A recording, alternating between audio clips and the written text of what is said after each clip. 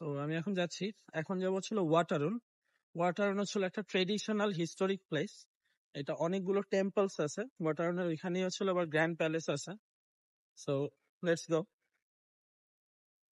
ওকে, আমার থেকে 500 বাদ নিছে। যে ওদের অনেকগুলো টিকিট কাউন্টার আছে, টিকিট কাউন্টার থেকে একটা টিকিট কেটে নিতে হবে আগে 500 বাদ দিয়ে ইন্ডিভিজুয়ালের জন্য। গ্রুপের জন্য হয়তো বা কম হইতে পারে। ঠিক জায়গা আমার আর কি, আমি হয়তো বা ছিল রাঙামাটি বৌদ্ধ মন্দিরে গেছিলাম, বাট এটা এত সুন্দর আর কি বলার বাইরে। এই জায়গায় ম্যাক্সিমাম ফরেনার গুলো ছিল এখানে। ব্যাংকক আসলে হচ্ছিল মানুষ বলে আসলে কি বলে নাইট লাইফের জন্য মানুষ নাকি ব্যাংকক আসে, বাট ব্যাংকক অ্যাকচুয়াল ব্যাংকক আসলে সুন্দর।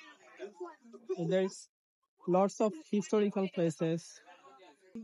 এরা হচ্ছিল থাইল্যান্ডের রাজাদের আমলের যে গার্ড গুলো থাকতো আগে, ওই টাইমের যে গার্ড গুলো যেমন ছিল, তারা নাড়াচাড়া করতে পারবে না, কোনো সাউন্ড করতে পারবে না, ছিল এই টাইপের। সো আলটিমেটলি আমার কাছে গ্র্যান্ড প্যালেসটা খারাপ লাগে না। সো ব্যাংকক আসলে আমি সাজেস্ট করব মাস্ট ভিজিট গ্র্যান্ড প্যালেস আসবেন। সুকুমবিজের ওদিক থেকে হয়তো আপনার ছিল যদি বাইকে আসেন 200 বাতের মতো যাবে, আর এন্ট্রি ফি হচ্ছিল 500 বাট।